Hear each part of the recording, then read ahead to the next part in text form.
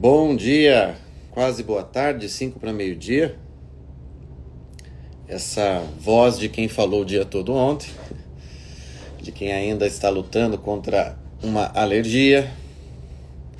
E por isso mesmo farei uso aqui, olha, enquanto falo com vocês, do óleo essencial de menta piperita ou peppermint, também conhecido como peppermint, tá? Isso aqui, ó, óleo essencial. Isso aqui abre as vias aéreas superiores. Presta atenção, ó, coloco 2 gotinhas, esfrego. Peppermint ou menta piperina. Tem do doTERRA, que é a marca mais conhecida, né? Essa aqui a gente comprou numa farmacinha lá perto de casa. E ó, inala, tá? Você pode até fazer isso aqui, ó. Uma narina, outra narina. Faz isso, ó. Isso abre as vias aéreas. Isso dá um improvement aqui na parte cerebral, mental. Você fica mais ágil. A minha cabeça tá boa, porque eu tô em jejum. Sabe que isso é ótimo, né? Você quer se sentir focado, você quer se sentir ágil mentalmente, psiquicamente. De manhã você tem um trabalho mental para fazer, você fica em jejum, tá? Toma água com sal se você preferir, tá? Porque é importante você se manter hidratado, não perder os famosos eletrólitos. E aí você vai ver que a sua cabeça, a sua mente, elas funcionam muito melhor sem você ter comido de manhã, tá? É para ser assim. Aliás, estava falando agora mesmo, porque eu estou aqui num hotel, estou em Porto Alegre, vim aqui gravar aulas para pós-graduação do Dr. Pedro, mas atendi, e vou atender amanhã, vou atender também. Estou um pouco improvisado aqui, peço desculpa, a gente está improvisado, fechei o quarto aqui para mim, a Anica saiu. Mas eu estava falando com uma paciente agora há pouco sobre o jejum, e dizendo para ela, o jejum, você sabe que eu defendo o jejum intermitente, ele é um dos maiores reveladores da nossa saúde metabólica. Você quer saber como é que você está de saúde, tá? Sem precisar fazer determinados exames, você quer ter uma noção de como que você está metabolicamente, lembrando que saúde metabólica é saúde, né? Como que teu corpo mantém a homeostase dele, o equilíbrio dele. Então você quer saber se você está bem, você fica umas horas sem comer. Essa é uma forma de você perceber se você está bem ou não. Há pessoas que não conseguem ficar 8 horas sem comer. Não conseguem. A não ser aquele período ali, o espaço de tempo em que ela está dormindo. Senão ela precisa comer. Ou ela precisa comer de 3 em 3 horas. Salvo raríssimas exceções, algumas pré-condições, algumas questões mesmo autoimunes, ninguém precisaria comer de 3 em 3 horas. Né? Isso foi uma das grandes falácias da nutrição dos últimos anos. Mas você quer ver se você está bem, você fica umas horas sem comer durante o dia. Se você não sentir dor de cabeça, se você não sentir cansaço, sem ficar beliscando, sem ficar pegando coisa escondido no armário, sem ficar tomando nem suco, ok? Só água, café, chá, água com limão, e você se sentir bem, isso é um sinal de que você está saudável metabolicamente. Teu corpo, ele tem habilidade, ele tem condições para encontrar formas de sustento, de energia para você fazer o que precisa fazer, claro. Digamos que você trabalha com algo físico, você tem que usar sua força física brutal durante o dia. Evidentemente que o jejum pode não ser o mais indicado no seu caso, né? Se você está enfraquecido, não vai poder desempenhar bem o seu papel.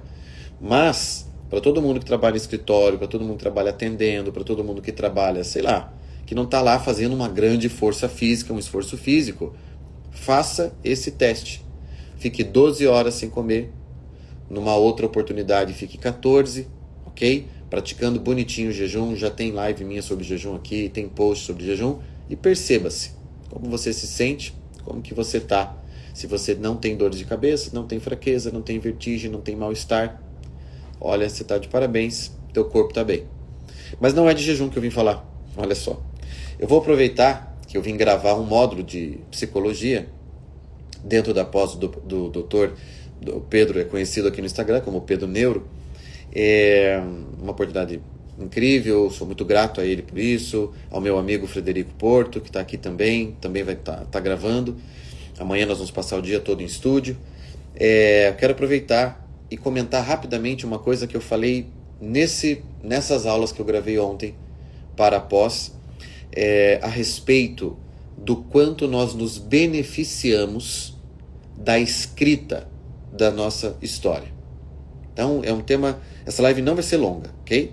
Essa live não vai ser longa, então fica aqui comigo agora, ela vai ser curtinha, mas eu acho que ela vai ser proveitosa para você. Então, mais um gole d'água para ajudar a garganta. Então vejam só, desde que o ser humano se reúne, desde nossas primeiras... Bom dia Périx. Aliás, não dei bom dia, né? Bom dia geral para todo mundo. Desde o início da convivência humana, das primeiras comunidades, das primeiras tribos, os homens contam histórias. Aliás, os homens garantem, na antiguidade, né? Desde a antiguidade, nós garantimos a passagem de conhecimento, de informações importantes para a comunidade, para a tribo, através da contação de história. Nós contamos história, porque ao contarmos histórias, nós estamos transmitindo conhecimento. E o ser humano, a melhor maneira que ele tem de aprender coisas é narrativamente. Uma coisa é eu te dizer aqui um conceito, ok? Eu trazer uma definição e falar, olha, não pode esquecer esse conceito, não pode esquecer essa definição. E muito provavelmente você esquecerá, eu esquecerei, né? Aquela definição do livro. Outra coisa é eu usar a definição numa história e te contar uma história. E você vai reconhecer, acredito, que você tem uma grande habilidade e facilidade, como todo ser humano tem, geralmente, de apreender histórias. Por que nós guardamos histórias? Por que desde os primórdios nós contamos histórias uns para os outros? Nós transmitimos conhecimentos narrativamente, em torno de uma fogueira, falando dos antepassados, falando dos deuses. Por que sempre colocamos essas coisas no formato histórico? Por que você presta mais atenção numa palestra quando o palestrante começa te contando uma história? Ou te dizendo assim, eu vou contar para vocês por que eu me tornei homeopata. E aí ele conta uma história.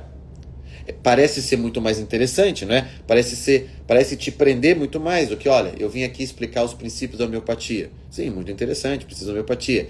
Mas falar as coisas assim, de forma mais seca, sem contexto narrativo, distancia um pouco as pessoas.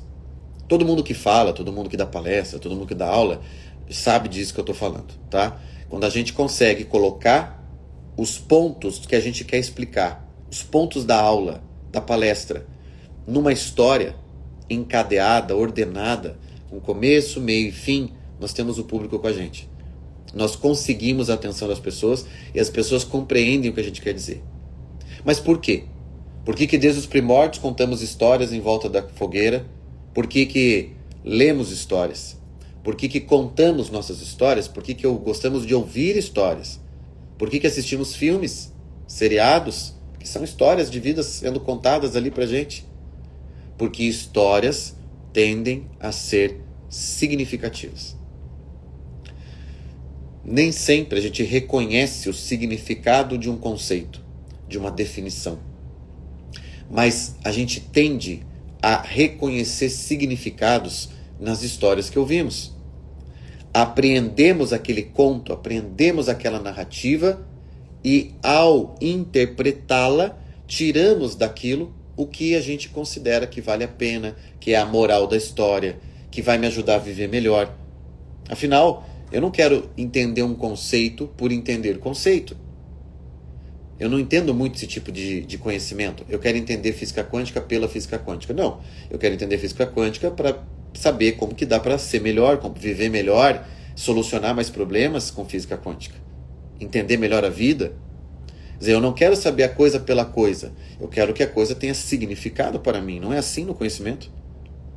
Por isso que as histórias de vida, a maneira como nós contamos nossas histórias, ou que nós ouvimos histórias, lemos histórias, elas são ou precisam ser significativas para serem guardadas. Porque nós aprendemos as coisas narrativamente e porque nós temos esse ímpeto, essa necessidade de tirar significados das histórias. Porque partimos do pressuposto que as histórias são significativas. Então esse era o primeiro ponto. Vamos para o segundo ponto. Eu comentei na pós que eu gravei ontem, nas aulas, que estão sendo feitas várias pesquisas científicas, né, com controle de grupos, né, grupo que faz o exercício, grupo que não faz, etc., a respeito do impacto que a escrita diária, escrever a tua história, escrever um diário, o impacto que isso tem na sua saúde mental. Você sabia disso? Eu já sabia, porque pratico a autonarrativa há muitos anos, tanto é que eu sou bioiatra, formo bioiatras, acredito na bioiatria, né, na medicina da biografia. Mas eu digo, agora a ciência, de uns anos para cá, e recentemente o Andrew Huberman fez um podcast sobre o assunto, no final do ano passado, e mostrou uma série de artigos, uma série de pesquisas recentes, de poucos anos, feitas com as pessoas e pedindo para elas escreverem diariamente. Pessoas que, por exemplo, eram muito ansiosas, pessoas que viviam muito estressadas. Então os pesquisadores separaram elas em grupos. Um grupo mais estressado, mais nervoso, mais ansioso, né? Esse era o perfil de todo o contingente pesquisado, tinha que escrever diário, tinha que escrever sobre si mesmo, sobre sua vida, sobre seu dia, todos os dias. E o outro grupo não precisava escrever, não tinha que escrever. E obviamente que ao final da pesquisa, com um bom contingente, um número bem expressivo de pessoas, a pesquisa percebeu que aquele grupo de pessoas estressadas, nervosas, ansiosas, que conseguiu escrever todos os dias a respeito de si mesmo, a respeito da própria vida, manter um diário, ok? Não é nenhuma autobiografia, um diário. Esse grupo terminou a pesquisa menos estressado, menos ansioso, se sentindo melhor psiquicamente. Não é maravilhoso? Quer dizer, isso é a ciência dando uma expressão dentro da sua narrativa, a narrativa científica, encontrando uma maneira de demonstrar aquilo que nós, que já praticamos, aquilo que o homem em geral, o ser humano já sabe, que ele ordena a si mesmo narrativamente. Ele entende a si mesmo narrativamente. Ele comunica a realidade dele para os outros narrativamente e historicamente. É a nossa forma de apreensão de nós mesmos e da vida. Nós aprendemos, foi a primeira parte do que eu falei, narrativamente. Nós organizamos as coisas que nos acontecem. Nós compreendemos as pessoas à nossa volta desde que consigamos criar uma narrativa. Você chega diante de um psicanalista e ele vai pedir para você contar uma história. Ele vai tentar interferir nessa narrativa, porque a cura está na fala, na narração e na interpretação da narração. E o psicanalista vai ficar interferindo na narração. Ou seja, a psicanálise, na verdade, é a psicoterapia da narrativa. Olha que interessante. O pessoal, né, só pensa Freud, neurose, etc. Não, é bem mais do que isso, né? Psicanálise é a terapia da narrativa. Se eu consigo mexer na minha narrativa, se eu consigo melhorar minha narrativa, se eu consigo aumentar minha consciência narrativa, se eu consigo enxergar mais através da narrativa, é óbvio que minha vida melhora. É óbvio que minha existência cotidiana melhora. Percebem?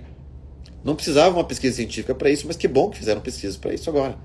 Agora nós temos pesquisas aí, ó, mostrando que pessoas que escrevem diários são menos estressadas do que as que não escrevem. Agora, para além dos motivos que eu mencionei, tem um outro, que é esse motivo de, com a escrita, nós nos ordenamos. Falei disso na pós ontem. Uma coisa é o Tiago vir aqui e ficar falando de si mesmo e contando a história dele. Ah, eu sei o que, eu já fiz isso, eu já fiz aquilo, tarará, tarará, eu me formei isso, eu fiz mestrado, eu estou entrando no meu doutorado, eu tenho filhos, eu me casei de novo. Uma coisa é eu falar da minha história. Outra coisa é eu sentar para escrevê-la. E a escrita exige, ela quase que impõe, ela demanda uma ordem, uma espécie de oficialidade que a fala não tem. Quando a gente fala da gente mesmo, é muito natural, é muito fluido, a gente fala assim. Agora, quando a gente escreve, a gente aumenta a nossa atenção. A gente tem que escolher melhor as palavras. A gente encadeia melhor os pensamentos, ou a gente não vai ter um texto compreensível. E a gente sabe disso. Então, só no esforço de escrever e daquilo ficar compreensível, daquilo ter pé e cabeça, já aumenta a capacidade ordenante da escrita comparada à fala. Se você quer se entender melhor, claro, você tem que fazer terapia, pode fazer terapia, mas se você quer começar imediatamente aí na sua casa, hoje, e não parar nenhum dia, você quer entender melhor a si mesmo, escreva sobre você. Não fique apenas parado pensando. Escreva. Escreva. Ponha sua vida em palavras. Use um caderno, use o aplicativo do seu celular. Né? O iPhone, por exemplo, tem um aplicativo diário. Então, usa lá, mas escreva sobre você. Escreva sobre o seu dia. Não passe um dia sem ter esse contato íntimo com você mesmo. Sem parar para pôr as coisas sob a luz da consciência.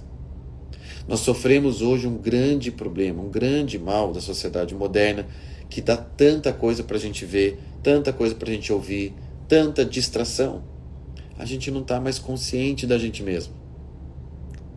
A nossa consciência da nossa própria vida, daquilo que nós somos, do que estamos fazendo, dos nossos propósitos, das nossas intenções, dos nossos desejos, essa consciência a gente está perdendo. A gente não está mais prestando atenção na gente mesmo. A gente não está mais prestando atenção no que a gente realmente quer, ou nos motivos verdadeiros que me fazem fazer tal coisa. Entende? Os motivos verdadeiros que me levam para tal lugar, que me trazem aqui, que me fazem atender isso, atender aquilo, resolver tal problema. A gente mente para a gente mesmo. A gente se distrai, a gente se dilui ao longo do dia. E por isso que para nós, nessa sociedade que a gente vive, com tudo isso que tem aqui na nossa frente, com um mundo de distrações que eu tenho aqui na palma da minha mão, eu preciso ter momentos de ordenação da minha vida. Eu preciso conseguir me ordenar. Preciso conseguir pôr a casa em ordem minimamente. E eu faço isso como? Escrevendo. Narrativamente. Não basta parar para pensar. Não basta ter um momento de reflexão. Não basta falar disso com o terapeuta. Tem que sentar e escrever. Todos os meus pacientes são chamados a escrever sobre si mesmos. A escrever a própria história. A começar escrevendo um diário e depois um livro de memórias. A escrever, escrever, escrever. Porque no ato da escrita eu me ordeno. Eu me organizo. E se eu me ordeno, me organizo, eu me enxergo melhor. Afinal, eu não posso ficar apenas vivendo. Eu também tenho que dar um passo para trás e me enxergar vivendo. Ok? É preciso que eu me enxergue vivendo. Não basta viver, tem que enxergar que vive. Não basta fazer o que você faz, você tem que entender por que você faz. Ou por que você não quer ir em tal lugar. Isso é consciência de si. Ou por que quando você está diante de tal pessoa você se sente mal. É uma antipatia, uma outra coisa, o que é? Ou por que você adora tanto estar em determinadas situações, ou com determinadas pessoas, você sabe ou não sabe? Já diria Olavo de Carvalho, compreender uma vida é justificá-la. Entendeu? Você só compreende uma vida, a sua ou a de outro, se você consegue justificá-las. Se você consegue dizer por que você fez isso, por que você está fazendo aquilo, por que você não gosta de tal coisa. Ou nós seremos igual o Ariano Suassuna, muito brincalhão, numa entrevista para o Jô Soares, já com 70 e poucos anos de idade, dizendo para o Jô Soares, eu levei 50 anos para perceber que não gosto de café. Ele falou, foram 50 anos para perceber que eu não gostava de café. E eu sempre tomei café porque todo mundo toma café. Mas daí com 50 anos, um dia eu tomei e falei, mas eu não gosto disso daqui. Eu até gosto do aroma, mas eu não gosto do gosto. Né? É muito engraçado, o Suassuna era um grande contador de histórias. Então ele quis dizer isso. Caramba, às vezes a gente chega aos 40, aos 50, aos 60 anos e ainda não sabe do que gosta e do que não gosta. Vê se pode. Ariano Suassuna, não estou falando de qualquer um não, estou falando dos maiores escritores brasileiros. Ariano Suassuna, 50 anos de idade, tomou café e falou, mas eu não gosto de café. Mas ele passou 50 anos tomando café. Você entendeu? Quer dizer, a brincadeira dele tem um negócio muito, muito verdadeiro, muito bom sendo dito por trás da brincadeira dele, da história. Não é? Ou seja, olha só como nós somos dirigidos desde fora. Olha só como nós fazemos coisas que, no fundo, não queríamos estar fazendo. Não queríamos estar fazendo. Mas como é que eu sei? Como é que eu posso ter algum grau de certeza a meu próprio respeito? Para dizer, eu quero fazer faculdade disso. Eu quero me casar com a fulana. Eu não quero tomar tal vacina. Da onde vem o mínimo grau, mínimo necessário para tomar decisões? O mínimo grau de certeza vem dessa ordem interior, dessa clareza a respeito das minhas motivações, dos meus desejos, das minhas intenções, o que eu estou fazendo, o que eu quero agora. Eu vou gastar 1 hora com isso? Consciente, eu vou gastar 1 hora ouvindo música popular brasileira. Agora eu vou ao cinema. Eu vou ficar 2 horas e meia num lugar fechado, vendo um filme. É o que eu quero fazer. É porque eu gosto disso, Tô indo lá no cinema. Você entendeu? Você tem que saber. Quanto mais reunido você está, porque consciência de si é reunião de si. Quanto mais reunido você está, mais tua vida está aqui, na tua mão. Na tua mão. Tua vida está aqui. É você que está no comando. Você não quer ser a pessoa que está no comando da própria vida? Eu vou fazer atividade física. Por quê? Se você não tiver um porquê, você vai desistir no 3º dia. Você tem que ter um propósito. Por que você está acordando 1 hora antes, sendo que você podia ficar na cama quentinha, gostosa? E ir para o trabalho descansadinho? Por que você já vai acordar 1 hora antes, já vai suar? Você tem que ter um porquê. A clareza do porquê. A clareza do propósito. Eu vou ficar em jejum hoje. Por quê? Porque as pessoas ficam? Porque tais médicos, tais profissionais de saúde falam que é bom? Não, por que eu vou ficar? Porque eu estou mais inflamado? Porque eu estou lutando contra uma sinusite? Porque eu preciso que meu corpo reaja? Porque eu tinha atendimentos pela manhã? Eu preciso estar com a minha cabeça funcionando a 1000, mesmo estando cansado do dia de ontem? Eu tenho que dar as razões. Toma muito cuidado com esse automatismo psíquico. Toma muito cuidado com esse automatismo. Que você vai indo de coisa em coisa, sem perceber-se nas coisas, sem perceber-se nas atividades. E se você não quer viver de automatismos, se você não quer se repetir apenas, ou repetir padrões, ou seguir a boiada, você precisa ter um autodomínio que você conquista pela escrita. Está muito agitado? Escreve. Para e escreve. Está muito ansioso? Para e escreve. Está muito nervoso, está muito estressado? Senta no final do dia e escreve sobre o teu estresse. Escreve as razões do seu estresse. Revele-se. Revele-se. Põe a tua alma nas palavras, num quadro, para você enxergar. Você entendeu o que eu estou querendo dizer? Sim, o Simon diz aqui, esse automatismo pode ser muito sutil. Muito sutil. Esse automatismo pode estar até numa leitura. Olha, eu estou lendo literatura aqui, mas está lendo automaticamente. Não está se vendo lendo. Uma coisa é você perceber, outra coisa é você perceber que percebe. Tem gente que pode ter acabado de terminar um livro de Dostoiévski. E aí, o que ficou? Não, eu entendi a história e tal. Mas não é para não é você entendeu a história. O que mudou dentro de você a partir disso agora? O que você não enxergava da vida que você passou a enxergar com Dostoiévski? Porque é por isso que ele é Dostoiévski. Porque ele abre umas janelas dentro de você. Você passa a enxergar coisas da vida. Então, assim, numa leitura, numa atividade física, num relacionamento, a gente pode cair em automatismo psíquico, que leva ao automatismo de hábito. O automatismo do hábito vem depois do automatismo psíquico. Ninguém fica automático em algo sem ter ficado automático psiquicamente primeiro. Vou te propor um desafio. Se você é religioso, se você é cristão, pega a oração do Pai Nosso, reze a oração do Pai Nosso, mas ela não pode demorar menos de 1 minuto. Não pode. Você vai rezar o Pai Nosso, ele tem que durar mais de 1 minuto. Por quê? Porque você vai falar cada frase da oração, cada verso, você vai falar bem devagar. E você vai sentir as palavras. Você vai saboreá-las. Você vai enxergar. Olha só o que você vai tentar fazer, tá? Tentar enxergar a realidade por trás de cada verso, de cada palavra da oração. Faz isso. Ah, vai ler um poema, mesma coisa. Não leia assim, pá. Leia uma vez, leia 2, leia 3, leia 4. Até você enxergar a realidade por trás das palavras. Às vezes, por que a gente está diante de alguém e não olha para esse alguém e olha para o celular? Porque a gente não está consciente da presença. Porque a gente está no automatismo. Porque a gente nem percebe que a gente acabou de preterir o outro. Eu ignorei o outro e a presença do outro, que é alguém, tem uma alma diante de mim. Mas eu estou prestando atenção na virtualidade do meu celular. Eu faço isso. Sei que você faz também. Tento não fazer sempre, mas você entende? Como a vida nos escapa. A vida nos escapa. Agora, tudo isso tem a ver com escrita. Tudo isso, olha só, gente.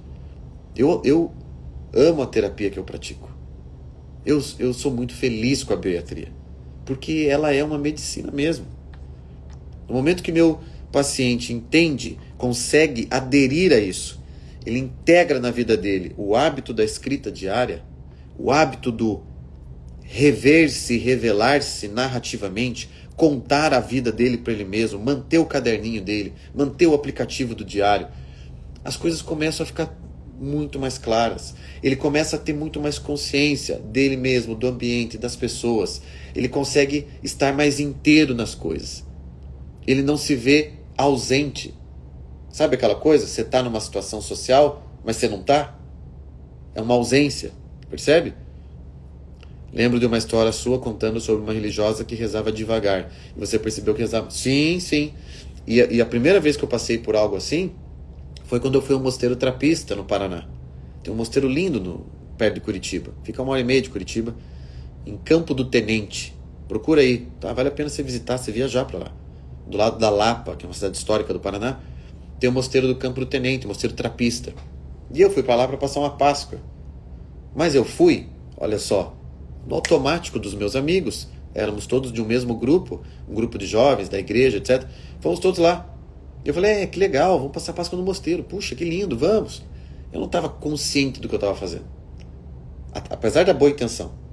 Veja como o automatismo pode ser sutil mesmo. E aí cheguei no mosteiro e a primeira celebração começa lá, né? Em nome do Pai, e eu já fiz, né? Em nome do Pai, do Filho e do Espírito. Quando eu estava indo para o santo, eu olhei em volta e vi que os monges estavam no Pai ainda. Você percebe? Eu estava aqui, ó, em nome do Pai, do Filho e do Espírito. E os monges estavam em nome do Pai. Eles estavam aqui, ainda no Pai. Porque cada palavra que eles dizem é sentida. Cada palavra. E a missa de 1h dura, obviamente, 2h30.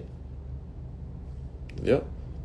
Foi a celebração de Páscoa mais incrível que eu já acompanhei. Mas é memorável aquela experiência que eu tive. Aquela da madrugada, né? A vigília de Páscoa. Foi memorável. Teve fogueira, teve tudo. Assim, a leitura do Evangelho feita pelos monges. Entende? Compassada, tranquila, serena, revelando um tempo interior de serenidade, um tempo interior que condiz com a vida, condiz com as coisas que importam. E nós estamos sempre correndo, nós estamos sempre, porque todo mundo é o Elon Musk, entendeu? Tá todo mundo com a agenda cheia, tá todo mundo atarefado, tá todo mundo cheio de coisa, eu tô numa correria. Aí você vai ver que a pessoa não é uma correria, é uma falsa correria. Na verdade, a pessoa está se esforçando para se manter numa máquina automática, para se sentir produtiva. Entende? Aqui é a Anne, a Dani, intencionada, cada palavra com intenção. A Anne, preciso dessa calmaria. Só de ouvir o relato, dá uma certa fobia. No final dessa primeira celebração, Anne, Eu falei, meu Deus do céu, eu sou muito acelerado. Eu sou muito acelerado. E eu tinha 20 e pouquinhos anos nessa época. 21, 20. Eu sou muito acelerado. Hoje eu sou menos. Tenho 41. Mas eu ainda sou acelerado. Ainda. O meu tempo interno ainda é descompassado do tempo da vida. Do tempo da vida, não o tempo do McDonald's, do fast food. O tempo das coisas que importam mesmo. O tempo das coisas que são reais. Ontem eu conversava com o Pedro e com o Frederico, né? 2 médicos, 2 pessoas que eu admiro profundamente, né? Uma alegria me sentir colega dos 2 ontem. E falando com os 2, que são 2 estudiosos, né? Dr. Frederico Porto, psiquiatra, nutrólogo, referência no país. Pedro, PhD em Harvard, neurologista. E eu conversando com os 2, eu falei, a grande verdade da vida intelectual, e somos ali intelectuais, cada um na sua área, a grande verdade da vida intelectual é que ela é uma vida demorada. Ela é uma vida demorada. Ela é uma vocação lenta e tem que ser. Olha só, você confia num terapeuta? Eu sei que muita gente não vai gostar do que eu vou falar agora. Mas você confia dramas e coisas bem pesadas e difíceis e dolorosas para um terapeuta recém-formado? Você pode até querer ajudá-lo, querer ser paciente dele, ver que ele é bem intencionado. Mas eu vou te dizer uma coisa, porque já fui um terapeuta jovem. Ele vai errar. Ele vai errar mais. Não que um terapeuta experiente não erre, mas o jovem vai errar mais. É claro, gente, faz parte da vida. Ele vai errar mais. E ele vai errar mais não simplesmente porque ele não tem experiência, mas porque não deu tempo das coisas se assentarem dentro dele. A vida não ocupou o lugar dentro dele, a vida adulta ainda não ocupou o lugar dentro dele que ocupa ao longo do tempo, como se as realidades humanas fossem se assentando dentro dele, se assentando. Eu digo para os meus recém-formados terapeutas, eu falo, sim, vão lá, vão atender de graça, para ganhar experiência, para tentar diminuir um pouquinho esse tempo, vão atender de graça, vão atender casos simples, começa a fazer agenda com coisas mais fáceis, comportamentais, entende? Casos em que você vê que um pouco de terapia comportamental você já ajuda, né? Em que você vai aplicar o que você leu no livro naquele caso. É o meu conselho, ok? Você pode não concordar, mas é o meu conselho. Agora, sabe aqueles dramas mesmo? Sabe aquelas coisas assim bem difíceis e que vão exigir mesmo do terapeuta? Você tem que ter mais estrada. E você tem que ter tido tempo de acumular dentro de você e organizar dentro de você uma série de coisas. Frustrações, fracassos, sucessos, erros, acertos, estudos, leituras. O terapeuta, entende? Para mim, eu digo para vocês agora, com 41, eu estou começando minha melhor fase como terapeuta. Eu já fiz muita coisa boa, já ajudei muita gente. Mas eu também sei que durante os 30, eu também cometi vários erros. E que eu poderia ter ajudado mais algumas pessoas que eu não ajudei. Porque não soube, simplesmente porque não porque não queria. Porque não soube, eu não sabia. E agora com 41, e já há 14, 15 anos praticando isso, eu digo para vocês, olha, é muito bom. Você começa a fazer um bem que é um bem mais rápido, um bem mais... Entende? Uma sessão, 2 sessões, a pessoa parece que já uma janela abre na vida dela. Por quê? Porque você conhece os caminhos. Você sabe, você conhece dores que você também sentiu, ou porque você já ouviu tantos pacientes falarem daquilo, ou porque, etc. O tema aqui hoje não é terapia, né? Olha só, a Dani está com vaga de atendimento social. Eu acho isso perfeito. Todo mundo aí, ó, seja que estudaram bariatria comigo, seja quem está estudando ainda psicanálise, está estudando, está fazendo uma formação, está fazendo psicologia, ou está terminando psicologia, tem que ter lá uns atendimentos sociais, ok? Tem que atender de graça mesmo, para ajudar e para ganhar experiência, ganhar tônus. Mas o tema de hoje era o que serve, né, para um terapeuta, serve para qualquer profissional, para qualquer pessoa que está me ouvindo. A gente precisa ter tempo para ouvir, rever, revelar a gente mesmo. E esse tempo não basta ser o tempo em que você fica sozinha pensando na vida. Esse tempo precisa de ordem, esse tempo precisa de método, esse tempo precisa da escrita. Como eu mencionei, as pesquisas científicas recentes provam que pessoas que escrevem sobre si mesmas todos os dias, que mantêm um diário, um protocolo de diário, essas pessoas são mais felizes, elas são menos estressadas. Olha só, é isso, gente, é isso que precisa. Então, a escrita nos diferencia, a escrita faz parte de uma conquista humana, ela é um instrumento poderoso de autoconsciência, de autopercepção, de quebra de automatismos, de maior significação da própria vida. Você está se sentindo um joguete na mão do destino? Você está parecendo aquele barquinho que para onde o vento bater você vai? Então é o seguinte, contém tua vida, segura ela e escreva. Todos os dias. Pela manhã ou pela noite. Escolha o horário. Mas escreva sobre o que você tem vivido, sobre o que você pensa, sobre o que você acha de você, das pessoas, do seu trabalho, sobre o que você gostaria de conquistar, sobre quem você quer ser, sobre quem você não foi, sobre seus fracassos, sobre seus sonhos. Escreva. Escreva. Tome posse de você mesmo. Tome posse. Tá? Isso vai te garantir, como eu falei na pós ontem, mais saúde psíquica. Ok? Dentre todos os outros benefícios. Gente, vou ficando por aqui, tá? Eu tenho que poupar um pouco mais a voz. Amanhã tem mais umas gravações. Então, muito obrigado. Obrigado pelo carinho de vocês. Obrigado pelos mais próximos que mandam mensagem. Felizes por a gente estar aqui. Felizes por fazer parte desse projeto. Então, assim, te agradeço. Agradeço a cada um, tá? A cada amigo, a cada mensagem. A agenda continua normal. Falem com a Sabrina. Garantam os horários de vocês, tanto para terapia quanto para os protocolos de saúde integral. Ok? Que eu e a Anica fazemos juntos. Então tá aí, o link tem na bio. Fala com a secretária. Já estamos chegando em fevereiro, minha gente. 2024, fevereiro. Não dá para ficar enrolando não, tá? Abraço, beijos, boa continuação de semana.